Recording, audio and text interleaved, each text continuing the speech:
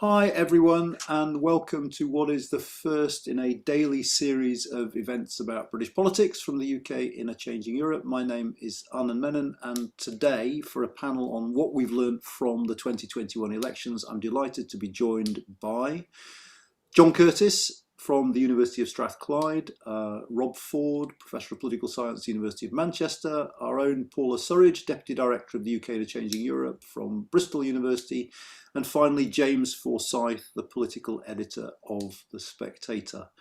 As always, you can stick your questions on Slido. As always, if you could vote for the questions you want me to ask, that would make my life easier, even though I reserve the right to ignore some questions if I want to. But if you can put your questions down and vote for them, please, then I'll know which questions you want to hear answers to.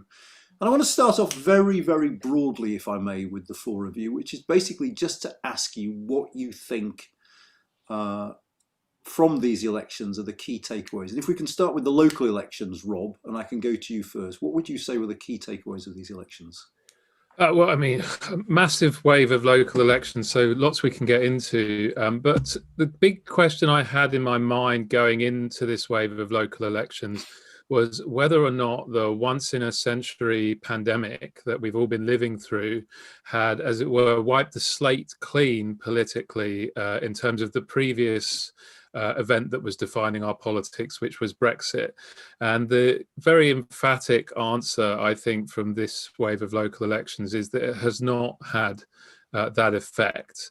Voters' behaviour, and in particular the change in voting behaviour from the last set of local elections through to this set of local elections, is very strongly correlated with the way people voted in 2016. And the second lesson, which is related to that, is the kinds of performance that the Labour opposition would be wanting to see in a local election wave if they want to be making the case that they are a viable party on the route, on the track into government. This was a big disappointment for them in that regard. They simply didn't make enough ground up. In part, they were handicapped because some of these local elections were last fought before Brexit. And so there was always going to be a certain degree of shake-up baked into the whole thing by that. But even when looking at the seats that were last fought in 2017, which is a very low baseline for Labour because it was just at the start of the 2017 general election, and Jeremy Corbyn was well behind Theresa May at that point, Keir Starmer hasn't advanced very far on that baseline, which is a major concern for the party, given that electability is one of the main things that Starmer is meant to offer. Well, you've given me a fantastic segue there, Rob. Rob doesn't know I'm going to do this, but if you want to understand what's happening in British politics at the moment and the long-term realignment, buy this book because it's fantastic. So there we go. By Rob and Maria Sobolewska. It's called Brexit Land, and there's a paperback. I can't remember who I said next. Paul, was it you, Sir John? Yes, it was. Okay. Okay, Scotland. The principal issue up here is not so much Brexit, but the constitutional question, although Brexit itself, during the course of the last 4 years, has reshaped the character and level of support for independence. But what the election itself confirmed, I think, was two related things. First, is that Scotland is indeed, as the polls have been suggesting, pretty evenly divided on the question of its constitutional status between those who want to remain inside the UK and those who wish to be the country to become independent, and also is now deeply polarized on that question. Let me just unpack a little bit of the evidence behind those two claims. The final polls indicated that around 88% of those people who are current supporters of independence were going to vote for the SNP on the constituency vote, and only 8% of those who said that they would vote no. So there is now, I mean, support for the SNP and support for independence are now virtually synonymous with each other. That is a new phenomenon. Even back in 2016, around 1 in 5 of those people at that time who were opposed to independence were voting for the SNP. And indeed, quite strikingly, the relationship between people's current attitudes towards independence and which party they voted for was stronger in this election than was the relationship between people's current attitude towards Brexit and who they voted for in the 2019 UK general election. So the constitutional question did very, very much dominate the way in which people voted. That was reflected in particular on the unionist side in a very clear evidence, which has now been confirmed by polling data published yesterday, of those on the unionist side of the argument being willing to vote for whichever party was best able to stop the SNP from picking up a number of marginal opposition-held seats, a development that was crucial in ensuring that the SNP did not get the 65 seats that they wanted, and therefore an overall majority. The polarization and the intensity of the debate therefore is very clear. And the intensity then is also confirmed by the fact that turnout rose to 63%, which is by far and away a record high. Ask people an existential question, you start to get an existential answer. And then, so given that's the case, what then is absolutely intriguing, which has meant that neither side has really been able to claim a clear victory in this election. If you add up all of the votes cast for the parties in the constituency election, 50.4% were cast for parties that were in favour of staying in the union. And on the list vote, 50.1% of the vote was cast for parties that are in favour of independence. So in other words, the two vote, which party people voted for and their views on independence are virtually synonymous with each other. Therefore, I think, we can reasonably use it, the outcome of election, as an indicator as to whether or not what the polls have been telling us about the level of support for independence, and it frankly confirms that we are in a situation where half of Scotland, roughly speaking, wants to be independent and half wishes to stay inside the UK. So the country is divided down the middle, and it's also deeply polarised on this subject. And it does therefore present politicians of all hues, whatever their constitutional preference, with quite a considerable challenge as to how in the end you are going to resolve what ultimately is one of the most difficult issues to resolve in politics, which is an issue of legitimacy. Just out of interest, and you're coming next, Paula, so you can answer it if you want. Are there any interesting turnout patterns from the local elections? I mean, how high was turnout? Was it higher in Leave than Remain areas, or is there anything? The big surprise with turnout in the locals was how little it seems to have been affected by the COVID disruptions. It was really flat compared to previous waves of local elections, and basically the places you would expect higher turnout had higher turnout at this time, and vice versa. Really very little story there. Okay. Paula, you want to talk about Wales and Hartlepool? Yes, I'll talk about Wales and Hartlepool. So the Hartlepool result kind of sent the Labour Party into a tailspin on Friday morning, and had they waited till kind of Saturday afternoon, they would have had the Wales story to add to that, which is rather different. So there's kind of two ends to this story. I think for the Hartlepool result, at one level, it doesn't give us any really new information. Had the Brexit Party not stood in 2019, it's the kind of result we would have expected to see in that constituency in the 2019 election. And I've said that a lot, and I think that's a really good description of what happened. I think if we want to have an explanation of what happened, though, then we need to look further back, and we need to understand why there was that high Brexit Party vote in 2019 and why those voters had moved away from Labour over that longer period. I dare say there'll be questions about that popping up on the Slido later. In Wales, there's kind of two questions to look at. One is the incumbency effect. And so if we're going to talk about vaccine bounces for Johnson in the local elections and the mayor elections and so on, then we might expect to see a similar thing in Wales. And in fact, we do. We do see that the Welsh Labour government being given a certain amount of credit for the vaccine rollout, the handling of the pandemic, high personal ratings for Mark Drakeford, and high recognition as well. Very few don't knows now when you ask about Mark Drakeford compared to before. But the other issue in Wales was that there was a relatively high I use relatively there, UKIP vote still to work its way through from 2016. There were 7 seats in the Senate to work their way through as that vote collapsed. And although the Conservatives did make some progress there, their vote went up more where there was a higher UKIP vote. Labour also managed to hold on, and Welsh Labour managed to hold on in Leave areas in a way that UK Labour in England were not able to do. And that's something that needs a lot more thought over the coming weeks, but seems to be connected to the way in which Welsh Labour are able to connect to Welshness and are able to present themselves as a party of Wales in a way that, John will have a lot more to say on this, I'm sure, but in a way that Scottish Labour have kind of drifted away from over the last 2 or 3 decades, but Welsh Labour seem to have managed to keep that connection. Thank you. And James, sort of taking a big overview, what strikes you most about these elections? What should we be really thinking about?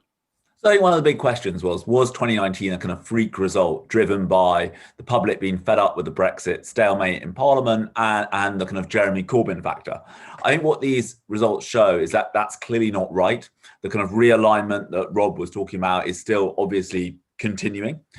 I think it's also important to note is the kind of the first kind of post-COVID electoral test, and suggests that certainly in England, Boris Johnson hasn't been hurt politically by COVID. And I think if you look back at some of those moments when support for government's handling of the pandemic fell down to kind of the 30% level, that wasn't a given. I think it's quite telling now that you're back up at a kind of level of public support for government's handling of COVID, which is about akin to a kind of a month into the first national lockdown. Now that obviously might change if the so-called Indian variant slows down the unlocking. But at the moment, I think you don't see any COVID damage there. I think it's also true, to pick up on something that Paula said, that I think you saw incumbents in England, Scotland and Wales all benefiting from a vaccine bounce. I don't think it's a coincidence, but the governing parties in all 3 places had good evenings and did well.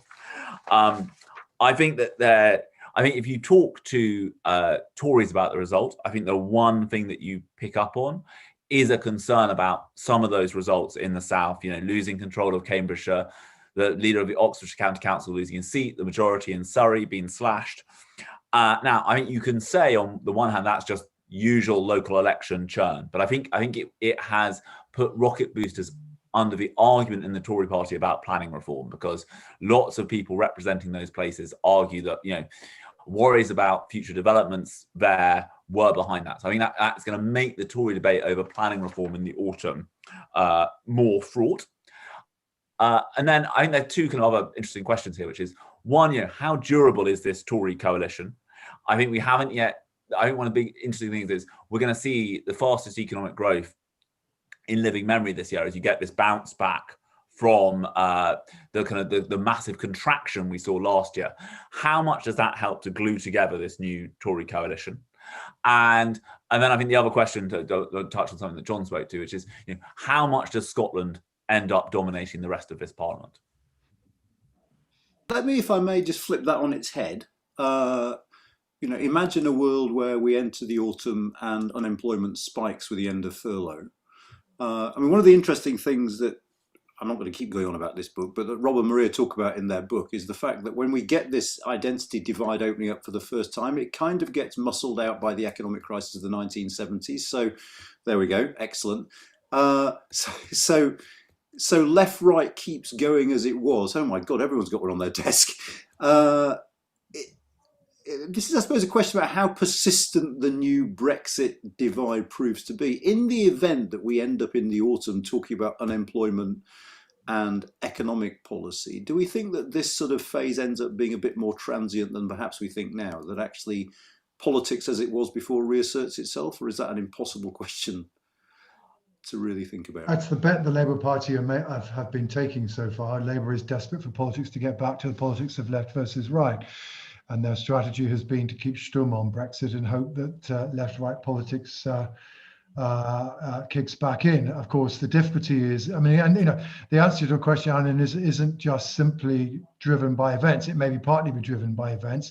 It's also driven by politicians. The Conservative Party will not leave go of the identity and cultural issues. You see it still being played in all sorts of other ways, because at the end of the day, this is a government that primarily is going to be trying to make two cases in 2023 or 2024. One is we've handled the pandemic well, and two, Brexit has brought dividends, and therefore they will continue to want to make Brexit an issue. And it will partly be a battle of agendas between the opposition and the government as to on which of these, on what to persuade people to focus.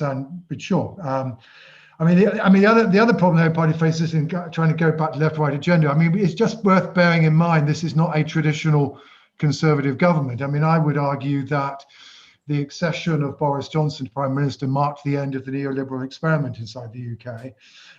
That he, leaving aside the pandemic, he is an interventionist in some ways. And to that extent, at least, it was going to be more difficult for the Labour Party to attack the government on the grounds of austerity, etc., than was previously the case. So arguably also we've got a government which is much more willing to close down the left-right divide vis-a-vis the opposition and wanting to exploit the Brexit one. So that's Labour. It will depend on the politics. It won't just depend on the events. I mean, it's early days, but it was interesting to note that Rachel Reeves seems a bit less reluctant than her predecessor to talk about Brexit. Indeed, particularly so, given that Rachel Reeves previously seemed to be quite closely associated with the Keep Stum about Brexit strategy. Yeah. James, you were, I think, going to come in on this. You were slightly beaten to it by John. No, I mean, I think one of the difficulties for Labour is normally after a party have been in office for as long as the Tories have been, time for a change is a very potent charge against them. I think the problem is the Tories keep reinventing themselves in office. If you think back in 2010, the Tory party was pro-austerity. It's now pro-big spending. It's just paid the wages of 11 million workers to prevent unemployment. It was trying to make the NHS a kind of semi-independent body. It's now bringing back kind of top-down health secretary control. And, its foreign policy was to be China's best friend in the West. It's now trying to midwife a democratic alliance to contain China. I think one of the challenges for Labour is that they want to kind of take on the kind of Cameron Osborne Tory party, but it's not there anymore. Now, Paula, I know you were writing about values before anyone else realised that it was a thing. So you've seen, as with Rob and Maria, that this has been a long run thing. Do you see a prospect for a sort of realignment back in the near future? Do you think it's a bet that Labour's sort of sensible to make? So I don't see a realignment back. And I think trying to set these two things as if they are oppositional is a problem, because actually within the electorate, what we get are some groups that are defined by positions on both of these things. They have things that they think of as being good economic outcomes. They have things that they think of as being good cultural outcomes, and they produce these these distinctive groups within the electorate. So even if the economics becomes really important in the autumn and we see more of that in the political debate, that won't see a swing all the way back to it being all about the left-right divide. I think it's always now going to be about how those two things cross-cut and how they interact with each other. So I think this kind of searching for one or the other as a totem to go with is just not helpful, because it's missing the fact that these things come together in different ways.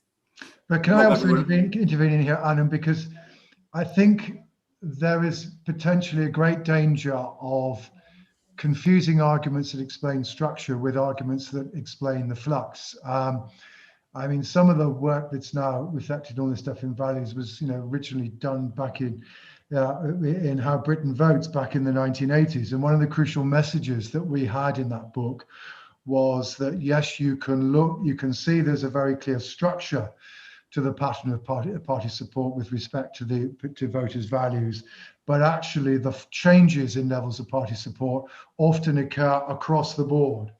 So in other words, there are really two things. You've really got to distinguish two things. So why was the pattern of support for, or relative performance by Conservative and Labour related to Brexit? Well, that's the new structure, the structure of the 2019 election now imposing itself on the local elections.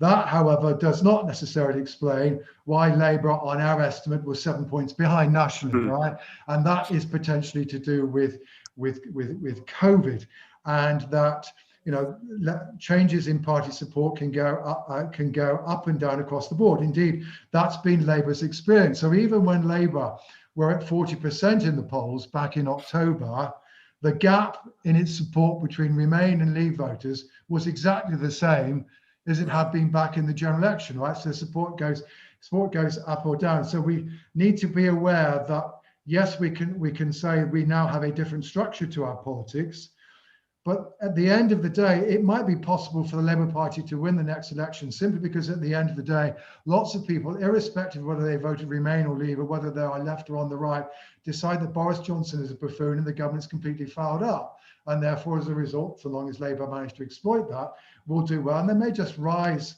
like a boat across the whole board, even though we've still got exactly the same structures. So, if one wants to, to be honest, if one wants to explain the structure of the local elections, then frankly, it's Brexit, and nobody should have been surprised. The polls have been telling us for months that there had been absolutely no change in the structure of support since 2019.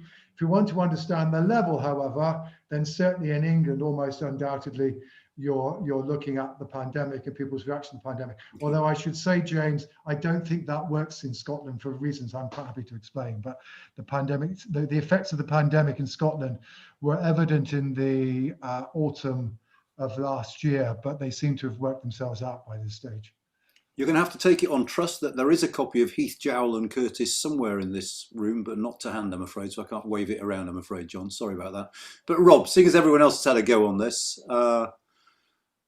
yeah, I wanted to follow up on a point John was just making regarding structure, and there's also another point I'd like to make that follows from that regarding the Labour Party.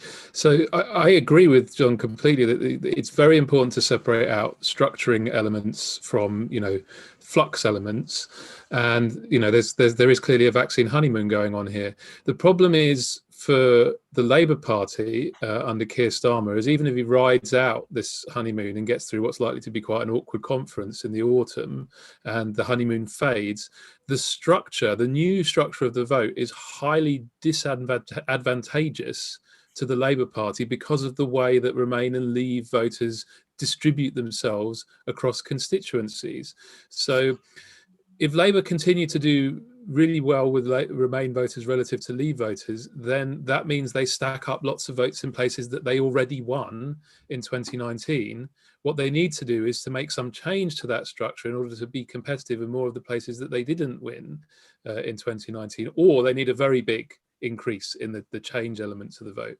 And two problems stem from that. The first is that isn't necessarily a strategy that will enthuse the most Remain elements of their existing support and their existing activist base, which causes them headaches at conference, but also causes problems like the one we saw with the Green Party in this year's local elections. So Green Party support was their second best ever local elections, the first best being 2019, and they did very well in largely the same kinds of places that Labour did very well, Remain places with lots of graduates, suggesting that they are fishing in the same pond as Labour structurally. And that poses Labour a problem in terms of unifying the Remain vote.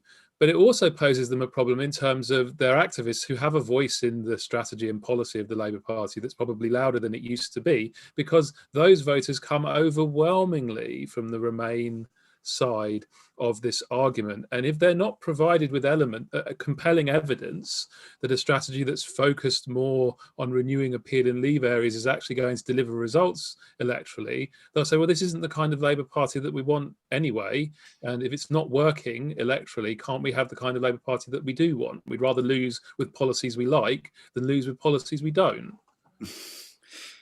I'm sort of tempted to sort of ask the question about whether Labour faces the same fate as many continental social democratic parties, but so let's segment that a bit. We've got a question from Ben Brindle asking, will the Greens usurp the Lib Dems as the third party in UK politics? But I suppose you can rephrase that as to what, let's just dig into this bit. To what extent are the Greens a threat to Labour, particularly in a very different circumstances of a general election? Do those people who voted Green at local simply vote Labour because of that two-party dynamic we've seen recently? Should the Labour Party be worried about the Green Party's performance? Well, just picking up more broadly on Rob's point, and of course the other issue here, it's at the end of the day, it's not just, we can talk about, how adding Remain voters doesn't help Labour Party that much. But what is also true is the Remain vote is just simply so much more fragmented than the Leave vote. At the end of the day, the Conservatives' big success was uniting the Leave vote all behind them, whereas the Remainers all remain very much divided. So it isn't just a question to do with geographical distribution. It's that Labour isn't that successful amongst Remain voters as compared with the Conservatives amongst Leave voters. It is also Labour's problem, and so therefore, in a sense, as electoral commentators, we're kind of looking there and saying, well, is Labour at risk at the end of the day of losing support to both sides of the spectrum? Is it at risk of losing support of Remain voters to the Greens or the Liberal Democrats? And meanwhile, it doesn't do anything in terms of picking up Leave voters back from the Conservatives. I mean, Labour's one salvation, I think, in the last 12 months is that the Liberal Democrats have also not been willing to fight the Brexit battle. I can just about understand Labour's explanation for not doing so. I frankly do not understand at all why the Liberal Democrats have given up on being the party that wants to get back into the European Union as quickly as possible. That's overwhelmingly where their electorate is. It's the only electorate they're going to pick up. And given the state of Labour's ambivalence on the subject, gave them an ideal opportunity. It does therefore mean that the Greens potentially have an opportunity. They certainly have always tended to pick up to some degree much the same kind of social liberal electorate that Liberal Democrats do, although their vote is not, certainly in the general election, was not as firmly embedded in Remain voters as the Liberal Democrat one, which was virtually overwhelmingly pro-Remain. But yeah, I mean, they're clearly they've displaced the Liberal Democrats north of the border 2 elections in a row. They're able to displace the Liberal Democrats in London-wide elections, though the Liberal Democrats still have their strength in southwest London in the borough elections. They've not yet displaced the Liberal Democrats in local government. I mean, the Liberal Democrats' one salvation is they do still have this extraordinary strength in local government, a strength which actually in many respects seems to be unrelated to the Brexit divide. They're still able to pick up people for their pavement politics, local politics, etc. And at the end of the day, that does provide them with a body of activists and infrastructure and councillors, which at the moment at least the Greens are not able to emulate, and that kind of becomes important in the long run because at the end of the day, long-term organisational strength matters. I mean, that's one of the lessons of the whole last few years. At the end of the day, creating parties like UKIP and Brexit was fine, and they could succeed in the short run, but they didn't have the organisational strength to achieve electoral continuity. The Liberal Democrats can get bashed and battered and bruised, but somehow or another they're still there because they've got a body of strength and organisation, and can therefore potentially recover. But yeah, Labour do have to worry, I think, eventually that either the Greens or the Liberal Democrats will wake up and go for the Leave vote, which of course is precisely what happened during the course of 2019. Anyone else on the Green challenge? I just had 2 extra points to what John's been saying there. Firstly, the Green vote, when we look at those that are, if we can put it, enthusiastic Green supporters, tends to be a little bit more economically left-wing than the Lib Dem vote. So there is a difference between the 2 parties there in terms of who they're competing for. But also, I think post-coalition in 2010, the Greens now have more of an opportunity to pick up the none of the above vote. So they're not necessarily enthusiastic Greens, but they don't like anybody else. And when we look at kind of party-like scores for the Greens, there's not anybody that really dislikes them. There are fewer people that really like them, but they have that space as well, which I think explains some of the results actually in the local elections, because they weren't all in kind of solidly studenty areas. Brilliant, thank you. I mean, and how worried should Labour be? I mean, do Labour face the prospect of becoming like a sort of continental social democratic party and just being squeezed essentially out of serious contention? Well, I mean, one of the fascinating questions about British politics in the last 5 years, in comparison with much of what we used to call Western Europe, is that we've had a very substantial electoral realignment, but it's an electoral realignment that so far has operated through the existing 2-party system. But there were clearly stages during the course of 2019 when that looked to be in doubt, when both the Brexit Party and the Liberal Democrats were beginning to make a serious challenge, seemingly, to the hegemony of Conservative and Labour. It is an experience that stands in contrast with much of a Western European country where we have seen new parties break through and old parties disappear.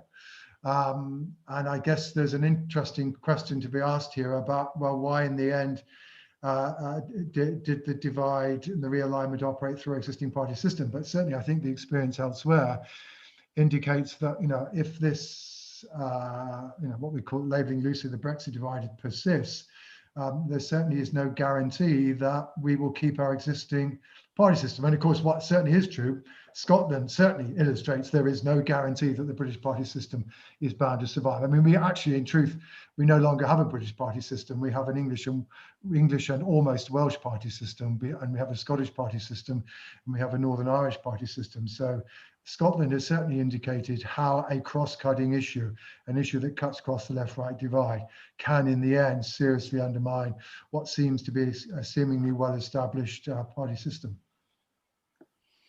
James or Rob, do you want to come in on this? I mean, we've asked the question, can Labour survive before in our past? Yeah.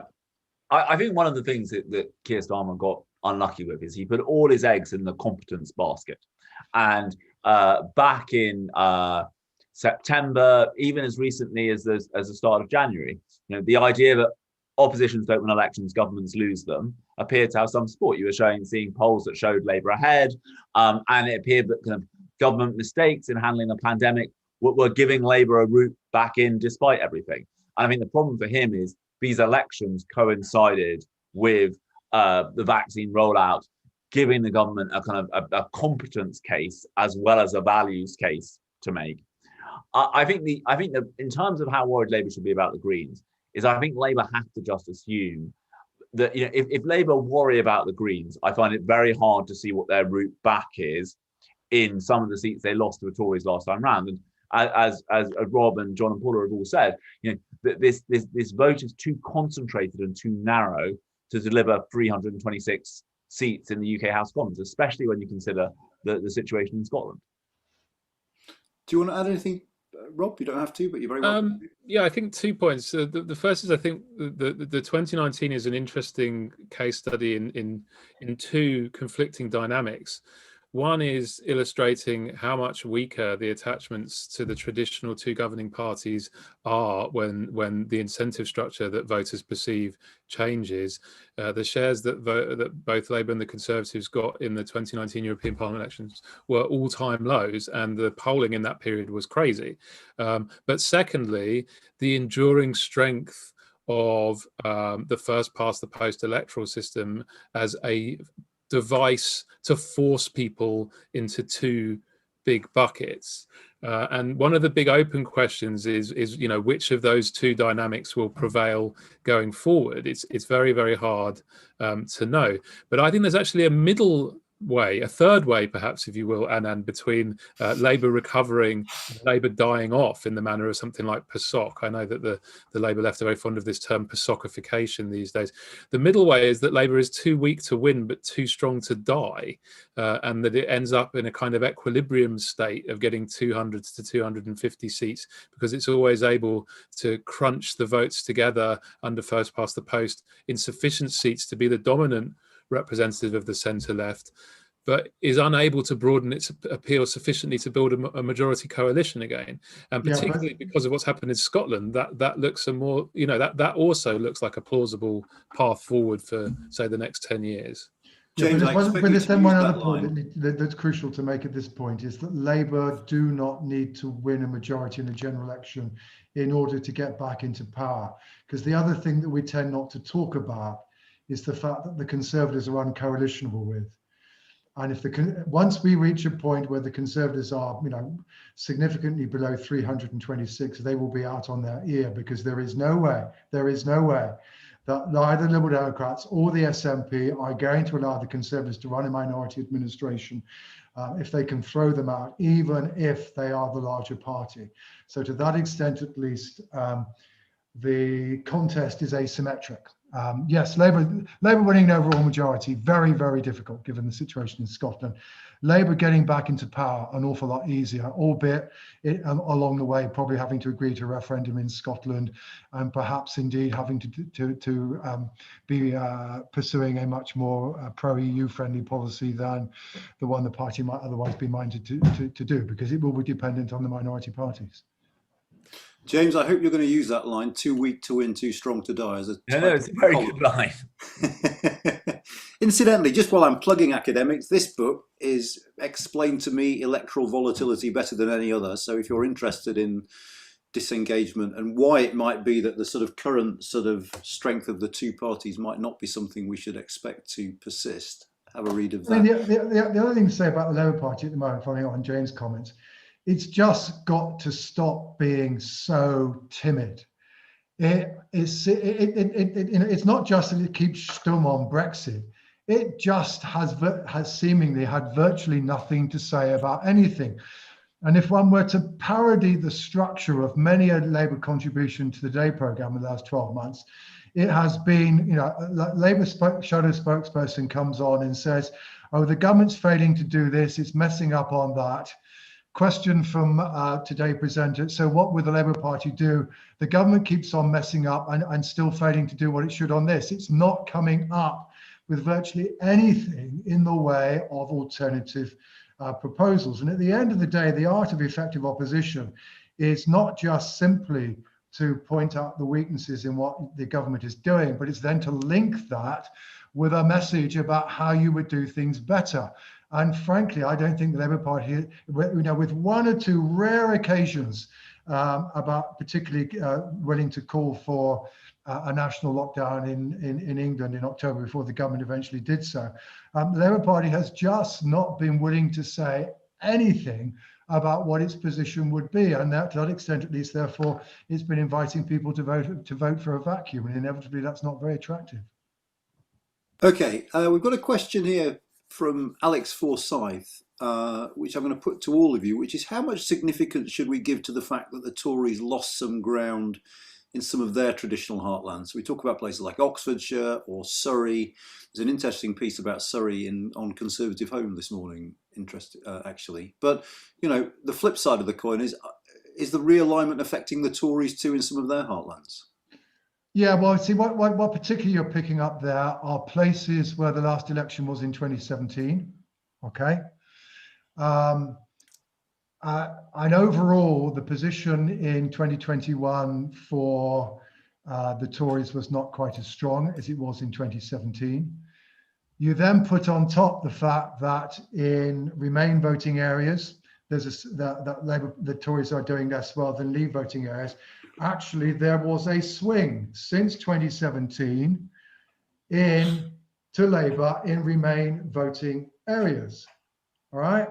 Because overall, the baseline in 2017 is very different from 2016. So the relatively weak Conservative performance in 2017 then gets reflected in the fact that the party is losing ground in Remain areas, and these happen to be Surrey voted to Remain, right? Much as Surrey voted to Remain. So you're beginning to pick up more Remain voting areas.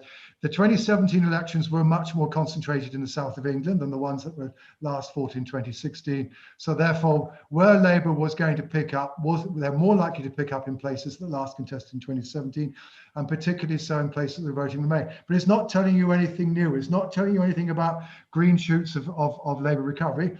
But of course, what is true is that the Conservatives have taken a hit amongst Remain voters. They therefore have taken a hit amongst Remain voting areas. And while Batley and Spen may well be an interesting by-election, as it was Hartlepool Mark II, though it looks easier to defend than Hartlepool, Chesham and Amersham will also be an absolutely fascinating by-election. This is exactly the kind of constituency in which the Liberal Democrats will need to be trying to demonstrate an ability to win over Remain voting Conservative voters. But yeah, the Conservatives will find it more difficult. I mean, you can also see it elsewhere. I mean, I think at the moment, if you identify what on the uniform electorate is the 326th seat that Labour could pick up. So what's the seat that takes them past 326? I think it's Bromley and Chislehurst, which the Labour Party hasn't won in a month of Sundays. All right. So sure, the electoral geography has shifted. And if the Labour Party were ever to significantly recover relative to the Tories, they will particularly find it easier, relatively speaking, to win ground in the minority of Tory seats that voted Remain. Sure.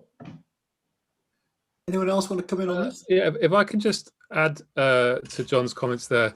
As a Surrey-born boy myself, I spent my whole childhood in a constituency that was, mainly marginal between the Conservatives and the Lib Dems.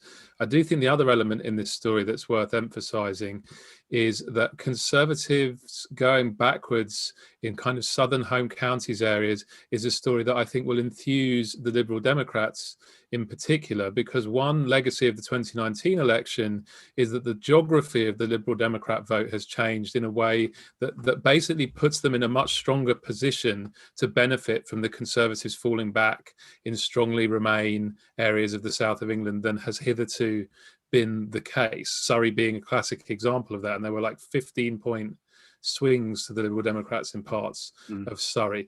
And one of the lessons from 2017 to 2019 is sometimes it takes, if you start with very big majorities locally in seats, it can take several cycles of swings against you before you become vulnerable.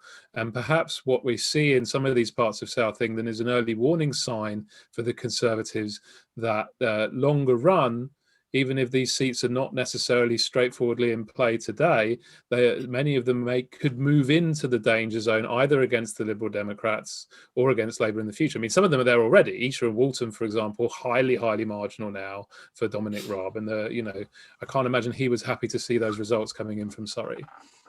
For a fantastic moment there, John, I thought you were going to say, if I can just disagree with John, but you let me down. James. I think one question, as Rob said, the Tories are undoubtedly going to be more vulnerable where there is a clear challenger to them. If you look at the fact that Tories won Kensington and cities of London and Westminster at the last election to Remain voting London seats, it was in large part because it wasn't clear who was the stronger challenger to the Tories. And so I think, if you talk to local Tories about the Cambridgeshire result, they blame that on a kind of informal electoral pact between Labour and the Liberal Democrats for the reason they did badly there. But then again, if you look at the London Assembly, where the Tories, the Lib Dems and the Greens are going to got together to kind of put more, to deny Labour more Assembly committee chairs, you see how difficult it would be putting together any kind of electoral pact, kind of so-called progressive alliance against the Tories. I think the other big question again is, how much does this economic growth, especially if it is like the economic growth we've had in the UK in recent decades, highly centered around the south of England, house price inflation and the like, how much does that help to glue together the existing Tory coalition, that these voters feel that the economy is working for them enough that even if they don't like some of the values points of the government, they can stick with it because the economics news is rosy enough.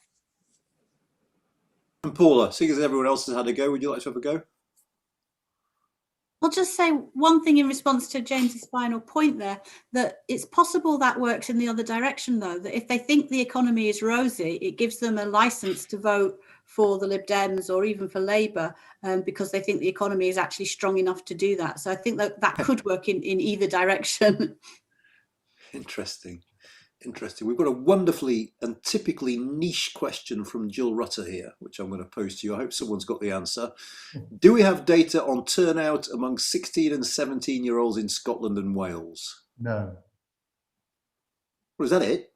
Not yet. Okay, well, sorry about that, Jill. But I take it, Paula, that because you're doing the Scottish and Welsh election studies online. I mean, it's not the right. I mean, we are. I mean, there's a problem about getting enough of them in any survey. One of the problems we've got with the pandemic is you can't do kind of face-to-face random probability surveys, which are really the only kind you can use to get a decent handle on turnout. So it's just going to be one of those unknowns in life. along with turnout at the referendum and other things as well, where we don't have that. Yeah, I mean, the evidence of the referendum, which there's a certain amount of reasonably robust evidence that ICM collected at the time, is pretty much in line with the international evidence, which 16 and 17-year-olds are rather more likely to vote than 18 to 21-year-olds, but certainly much less likely to vote than those in their 30s and 40s. We've got quite a few people asking a variant of, should Labour embrace PR? Well, of course, we are now. I mean, that discussion is going on inside the Labour Party. It's much the same discussion as went on inside the Labour Party in the late 80s and early 90s. Prior to the 97 election, the party did have the plant commission, which recommended that the party should be in favour of some kind of PR. I've forgotten the details now, which then got transmuted into the Jenkins Commission that the Labour government set up, which again recommended a fairly mild version of PR, which then got all left to gather dust on the shelf. The thing that went wrong in 1997 is the Labour Party won them with a majority of 177, and so that was the end of the PR story. But almost undoubtedly, so there will now be a debate going on inside the Labour Party about, of a very similar kind to that in the late 80s and early 90s, about whether or not it should come out in favour of PR on the grounds that it may no longer be able to win under the existing system. And certainly under the circumstances that I outlined earlier, whereby you've got a minority Labour administration being propped up by the SNP and the Liberal Democrats, then undoubtedly electoral reform will be one of the prices. And I presume that second time around, Liberal Democrats in particular will prove to be rather more robust on the issue than they proved to be in 2010. Yeah, I mean, those discussions are, I mean, the other crucial element in this, of course, is the trade union movement. What is the point at which the trade union movement begins to decide that hoping for an overall Labour majority is less in their interest than at least trying to increase the probability that you end up with anti-conservative coalitions? So yeah, we're in a very similar place last time, but it will only happen this time if Labour doesn't get into power with an enormous majority, because at that point again it will forget all the woes and pitfalls of the previous general elections. Thanks. Apologies for the phone there. In this question on PR, we can also bundle up Progressive Alliance, if you like, because there's a lot of talk about that in the chat box and indeed in the media. I mean, should Labour embrace PR? Is the notion of a Progressive Alliance a meaningful one? If I can just add a couple of points to what John said. This is one of those points where the changing geography of Labour's vote, I think, is quite significant. So, I mean, firstly, as John pointed out, it's the most likely next Labour government is relying on the support of other parties, and most of those other parties have an interest in PR or have a kind of ideological preference for it. I mean, the SNP, incidentally, do very well out of first past the post right now, but in theory, based on their past statements and behaviour, are in favour of PR. So it would put them in an interesting position if they provided the pivotal votes. But the chances of PR are higher simply because parties that are more likely to provide the pivotal votes. But they're also higher, I think, because the geography of Labour's vote to them continuing with first past the post than it used to be. If the pattern we've seen in recent elections, whereby all the groups that tend to lean Labour tend to cluster together, continues, and for example in the US we see the same thing happening with the Democrats, then that will tend to produce an equilibrium disadvantage to Labour under first past the post, because they'll tend to have their votes packed together into seats where they have massive majorities, whereas the Conservative vote is more spread out. As you mentioned, as John mentioned, I think that the degree to which that argument persuades, for example, the trade unions is very important. But it does make the electoral case for PR for Labour perhaps clearer than it's been in the past. Interesting. James? I think that one of the problems for Labour is the SNP factor will be difficult for them. I totally think that John is right, but the Tories are uncoalitionable with. I mean, and I think it's even dubious now whether they could do another deal with the DUP after what happened in the last Parliament and given the direction the DUP are heading in there.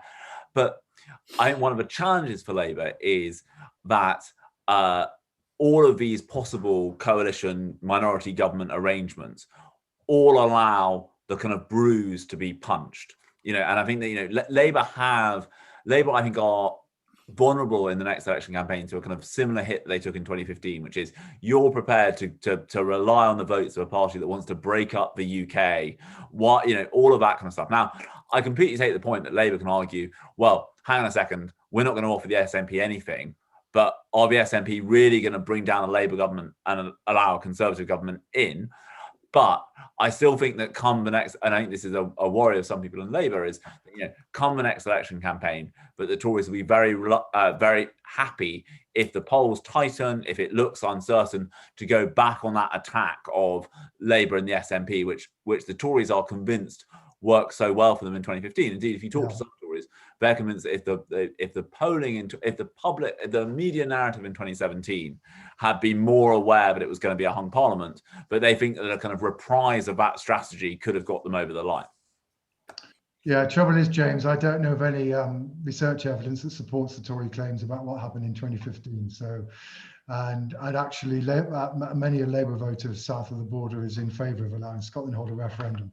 But of course, I mean, this is where Scotland could well kick in, because just to add to the potential mishmash of the next election is that if indeed the SNP have been denied a referendum by any means, the SNP may well fight the 2023-2024 election on the basis that if we get an overall majority of the Scottish seats at Westminster, we will regard that as a mandate to negotiate for independence, which used to be the SNP position.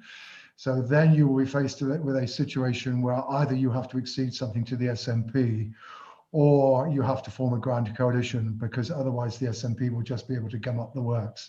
So this is one of the ways in which how the referendum issue is handled between now and the next general election is something in which Westminster in general actually has quite a lot of interest. I personally think one of the things that makes the 2023 election more likely is the whole Scottish independence question, which is, I think there are some people in Westminster who hope that you could get a similar effect to 2017 when the SNP went backwards in that election in terms of, they lost some seats, and you could then claim kind of rival mandates, saying, oh, well, look at the Unionist Party vote share in the general election of 2017. Look at the fact that the SNP lost MPs. Therefore, the kind of the Holyrood election mandate has been overtaken by the Westminster general election mandate. I do think that if you look at one of the factors pushing towards 2023, it's not just the economic growth figures. I think it is the Scotland question and the desire for something might turn up in 2023. Well, don't rely on it too much, because the reason why the SNP lost seats in 2017 is because they lost support amongst Leave voters. It was nothing to do with India F2. Given the level of support that there are now for independence, the SNP basically can win elections by simply mobilising the yes vote north of the border. The strategic position of the SNP has fundamentally changed. Because of that very between support for independence and voting for the SNP, so long as support for independence remains at its current levels, it's going to be very, very difficult to achieve anything very much in a hit on the SNP, particularly in a Westminster election. Paula, I think we've arrived at this point from initially talking about PR and a progressive coalition. So just to make 2 points about that. First of all, voters don't necessarily see the parties as interchangeable. So the parties might see themselves as being able to come up with a pact, but you can't necessarily just move all the voters around, as if they were pieces on a board game. We'll just put all those ones together and kind of like a risk game, and we'll win that. But the other thing that I wanted to say in this is that the calculation for Labour might be quite immediate in terms of whether or not to support PR, but the consequences for Labour further down the line, if we move to a PR system, might also factor into that calculation. We talked before about the Greens, the challenge from the Greens, and the fact that a lot of those Green voters are squeezed back to Labour in the first past the post system. And so it's not obvious to me that PR solves all of Labour's problems forever. It might solve some immediate ones and create longer term ones for them. Interesting, thank you. We haven't actually mentioned the Metro mayors as yet, so it might just be worth sort of in very broad terms saying, you know, asking you to reflect on those elections and whether there are other lessons we can learn from those, both about the state of the of politics and the parties, and about, you know, what devolution does and whether these elections have impacts for the future of devolution and how seriously these posts are taken by the electorate. Is there anyone who's got any comments on those Metro Mayor votes? Well, briefly, I mean, there were three that were politically close in 2017, West Midlands, Tees Valley in the west of England. They were ones that normally you would expect Labour to win, given the partisan division in those areas. Looks as though having acquired the incumbency, in the West Midlands and the Tees Valley, the incumbents clearly were able to exploit the position and able to thereby strengthen their position. The incumbent in the west of England, who was much less high profile, and indeed less high profile than the mayor that Bristol also has as a city, doesn't seem to have been able to do so. So, you know, it's some indication that of how those who have advocated, you know, having direct elected mayors, that, you know, the personality of the individual and the success that they otherwise have in office matters. And of course, you know, the crucial rule of devolved politics is that above all, what you should be doing is to be seen to be defending and promoting the interests of the area that you represent. And the ones who are good at the job are the ones who do that and gain visibility for doing that. And the ones who are less successful seem to be those who don't. I think one possible significance is that because the Tories won West Midlands and Tees Valley, I think that will make the Tories less inclined to think, as they traditionally have, that any form of regional government in England is just going to be Labour dominated. And that could be very important down the line when you think about the broader constitutional makeup of the UK and ways in which Westminster might try and see off Scottish independence with some. I mean, I think the idea of simply more powers for Holyrood has sailed, but I think the idea of some broader constitutional refresh along the lines that kind of Gordon Brown talks about a lot, you know, but the fact that Tories have a certain confidence now that they can win in some of these places, and these aren't just going to be Labour-held positions in perpetuity, could be very significant. I think there's also an interesting consequence on the Labour side. I speak, I'm coming to you from the domain, of course, of the King of the North, Andy Burnham.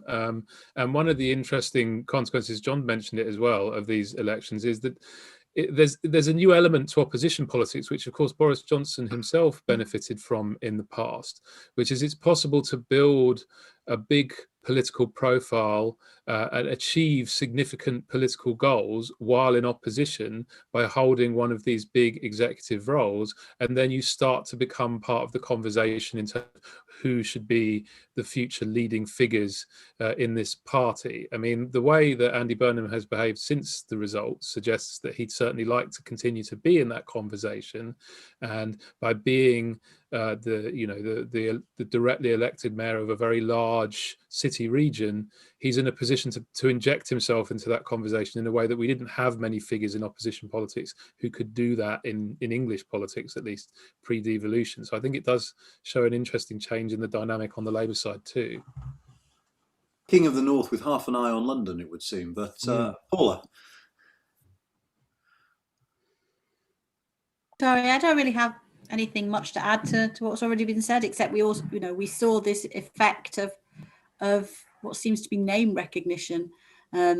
Bristol in particular hadn't had any really high profile clashes with government around tiers or COVID restrictions more generally. We've been very lucky in being a low incident area throughout, and so I don't know whether or not there was an impact there of the other metro mayors having been able to generate their profile to some extent by fighting things that were happening at the local level that was a little bit different in Bristol. Brilliant, thank you. I don't know if any of you want to tackle this one. We've got a couple of questions in about what the impact of boundary changes is going to be before the next general election. Yes, I mean, there are all sorts of eddies on this. The first is, I mean, the principal feature of it is that is the reduction in the representation of Wales. That's where Labour will clearly get hit.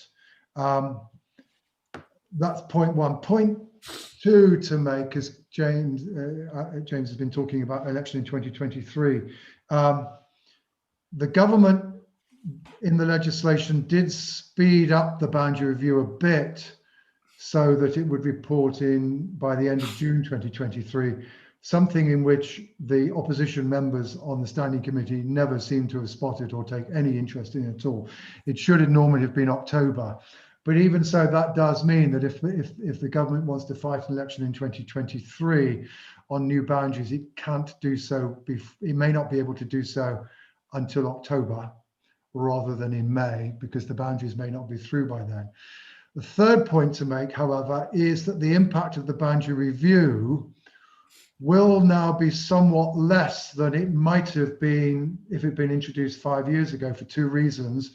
One is the fact that the electorate has been growing quite a lot in some relatively pro-Labour parts of the country, e.g. and especially London. And secondly, that in winning the Red Wall, the Conservatives have become somewhat more reliant on constituencies with relatively small electorates in parts of the country where the number of constituencies is going to be reduced. So, I mean, this boundary review will certainly have a beneficial impact for the Tories. Not quite sure it would be as much impact as it would have been if the boundary review previous one had been introduced, for the reasons I introduced. And then there's also, I think, a fascinating question as to whether or not boundary reviews are going to have the same effect in future. Now, herein, to be honest, we're then into the lap of the gods of another phenomenon. I mean, so if it had continued to be the case that the repopulation of some of our cities was going to carry on continuing, then actually the idea that boundary reviews were automatically going to benefit the Tories and disadvantage Labour was beginning to look as though it might be yesterday's story. Now, of course, what we now wait to see is what is the impact of the pandemic on the repopulation of our cities, and do we get an outflow of the cities, in which case the story may continue. But just be aware that the realignment to some degree has taken at least some of the force of the impact of the boundary review out, and that certainly in future, once we've got rid of the representation of Wales, I'm not sure that future boundary reviews will have quite the same impact as this one's going to have. Anyone else want to add anything on boundary changes? Paula shaking her head. Rob or James? And of course, the other thing about it is they dropped the reduction in the number of seats to 600, which, you know, that was asking Turkeys to vote for Christmas, which they never were going to do so. And eventually the government got there. But, you know. James, would you like to come in on this? You don't have to, but I think John is right, but I think the impact of the boundaries changes will be. I mean, there used to be a kind of assumption that these could be worth kind of a double-digit number of seats to the Tories. I don't think that's the case. I personally think that the date when the boundary changes come in will not be the determining factor in whether or not the Tories go for an election in May 2023. Okay. Just one thing for all of you watching: if you're one of those people whose question I haven't asked as yet, A, apologies, and B, we have a Ask the Expert session on Friday at this time, which will simply consist of me putting your questions to a panel, two of whom will actually be John and Paula. So come along to that and you have a far higher chance of your question being asked. I'm going to take a bit of liberty with some of the questions being asked now and phrase it in a sort of a tricky way, I think, which is, if you were Keir Starmer's chief advisor, what would you be telling him to say about Brexit, given the numbers that you know? I think my advice would be that it is not obviously to your advantage to be not criticising the government for operational failures in Brexit. Because at the end of the day, one of the things that you want to be able to do is to break the link between Leave support and voting for the Conservatives. And that, in part at least, can be done by persuading them that the Conservatives have failed to deliver. So while I can understand Labour's, I think the Democrats should just be frankly promoting going back in. I can understand Labour's reluctance to do that, but I think not using opportunities at all to criticise the government when things over Brexit go wrong. Now, of course, one of the things that's true is that the pandemic has hidden quite a lot of this, and it may continue to do so for some months to come. But that eventually some of the day-to-day frictions of Brexit will become manifest. And to be honest, I think the Labour Party needs to exploit them in order to try to draw something of a degree of uncertainty in the minds of Leave voters about whether or not the government's Brexit programme is delivering what the government said it would deliver. Who wants to be next in pretending to advise Keir Starmer on Brexit? I'm still trying to wrap my head around John's early double negative at the moment. There's no great eagerness to answer this question. There isn't. Sort of explain something. I think I would echo John's point about highlighting Brexit operational failures as being a valuable strategy. There's not particularly any point or gain, I think, for silence on that front. The other thing I think it is worth flagging up is that in doing so, it probably is important that Labour avoids getting sucked into a debate which parts of its activist base would still be keen to have, which is about reopening the question of getting back in to the EU, because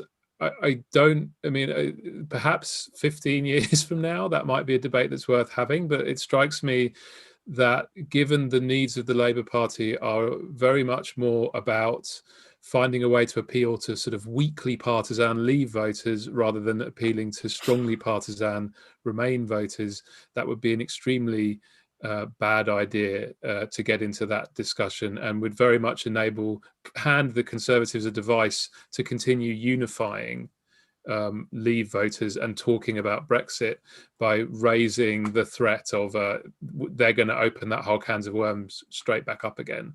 So I think it's important that Labour talk about the failings of Brexit as is and the ways of improving on that existing relationship, but without getting sucked too quickly into a debate that can be framed as overturning the whole thing and going back to square one. I mean, one of the interesting comments from Jonathan Isserby is, should Labour engage in a quick mea culpa for supporting a second referendum?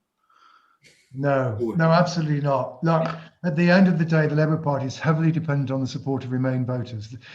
Whatever it would like, the Labour Party is the party of Remain voters, social liberals, graduates, young people, etc. It cannot afford to separate itself too much from that electorate. If I could add, go on, Paula.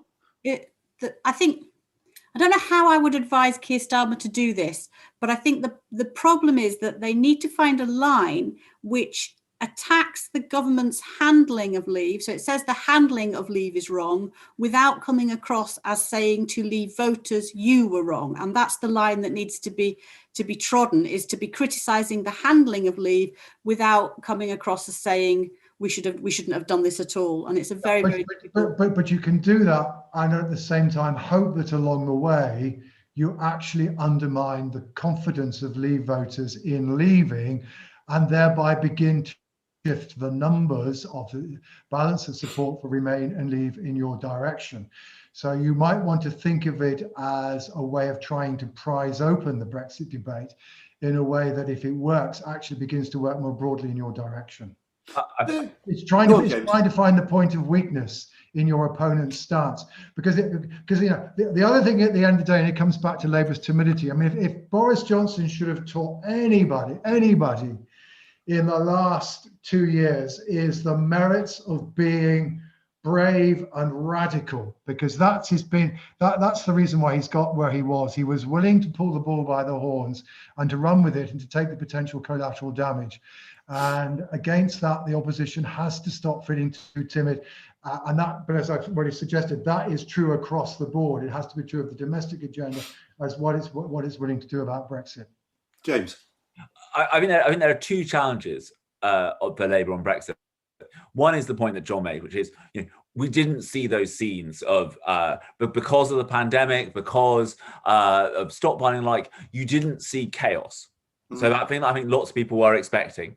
And I mean, the second issue is, and we can debate the precise technicalities of this, but I think to a lot of people who sit in the kind of on the Brexit point, the first act of the post-Brexit British state is to kind of opt out of the EU vaccine procurement program, and then that appears to work. That appears to go better than the European one. Now, you can make an argument that, at the end of the day, the difference in timing is not going to be that precise in terms of when restrictions can be eased.